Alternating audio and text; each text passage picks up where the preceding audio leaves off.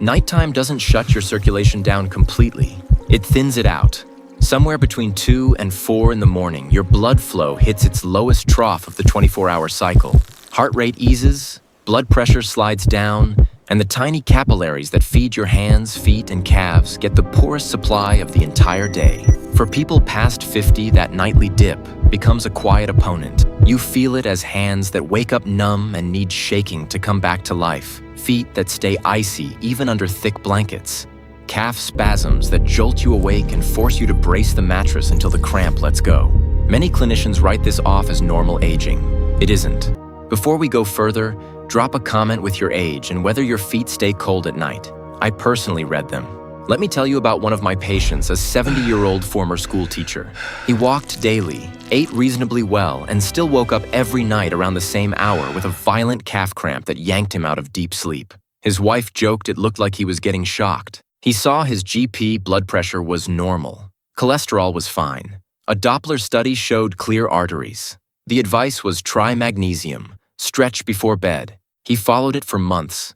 The cramps kept coming. What got missed was timing. His circulation looked perfect at 10 a.m. in a warm clinic room. No one checks blood flow at 3 a.m. when it actually collapses. Daytime numbers looked fine, but at 3 a.m. his legs were literally undernourished. Why does this happen? Vessel tone depends on a signaling molecule called nitric oxide. More nitric oxide equals relaxed, open vessels and smooth flow. Less nitric oxide equals tight vessels and hungry tissue. After dark, your body's nitric oxide production almost disappears. It drops sharply right as circulation is at its lowest. Two deficits hit at once between 2 and 4 a.m. Night after night, the vessels lose a little elasticity. Year after year, that adds up to morning stiffness, cold extremities, and 3 a.m. cramps. That's not aging. That's 7 hours of nightly undersupply, repeated for years. The good news is you can influence it. L-arginine supplements are popular, but they're a poor route. The gut breaks down most of it before it ever reaches circulation, like pouring water into a leaky jug. Citrulline works differently. It bypasses gut breakdown, converts in the kidneys, and keeps feeding nitric oxide production for several hours. Taken with food in the evening, it covers exactly that 2 to 4 a.m. dip. I put that teacher on 7 citrulline-dense foods. No pills, no prescriptions, just an evening eating pattern. In 4 weeks, his cramps were gone. He slept through the night for the first time in years. I'm going to walk you through those same 7 foods, and number 1 will catch you off guard, because the most potent part is the piece most people toss away without thinking. Stay to the end, it changes the whole picture. But I'm going to split these foods into 2 parts. I'll cover half of them in this video and the rest in part 2.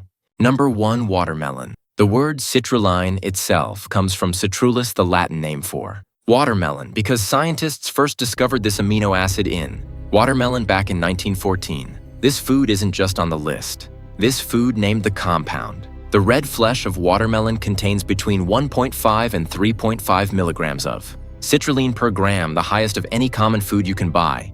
But here's what almost nobody knows. The real treasure is hiding in the part you have been throwing away your entire life. The white rind, that pale layer between the red flesh and the green skin, contains up to 60% more citrulline than the red flesh. For decades, you've been eating the second best part of the watermelon and throwing the best part in the trash. And this isn't theory. A landmark 2014 clinical trial published in the American Journal of Hypertension studied 40 overweight and obese adults with high blood pressure.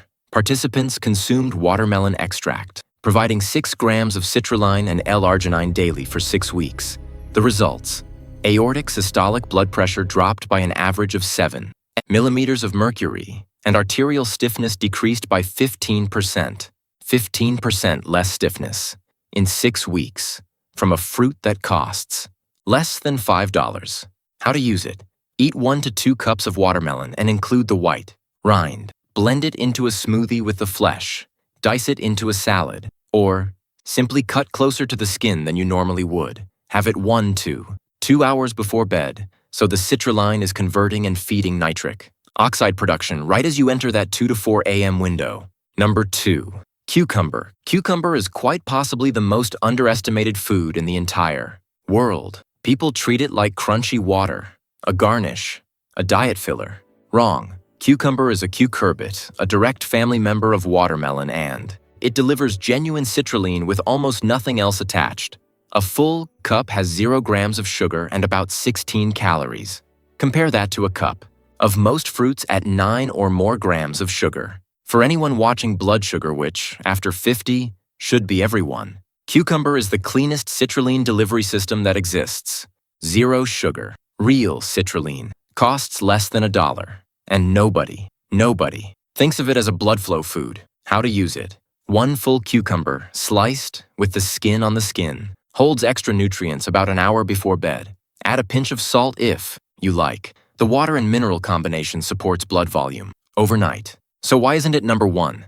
Because number 1 doesn't just contain citrulline. Number 3, cantaloupe. The next food might already be sitting in your fridge right now, and you had no idea what it was doing. Cantaloupe is another cucurbit, carrying real citrulline in every bite, along with more than 100% of your daily vitamin C in a single cup. Why? Does that matter? Because vitamin C protects nitric oxide from breaking down. Studies on vitamin C and endothelial function show it helps preserve vessel dilation, especially in older adults. So cantaloupe does 2 jobs at once. It supplies the raw material for nitric oxide, and then it bodyguards the nitric oxide you make. How to use it. 1 to 2 cups, about an hour before bed. It's roughly 90% water, so it also supports overnight hydration, and thicker, dehydrated blood is harder to push through narrow vessels at 3 a.m.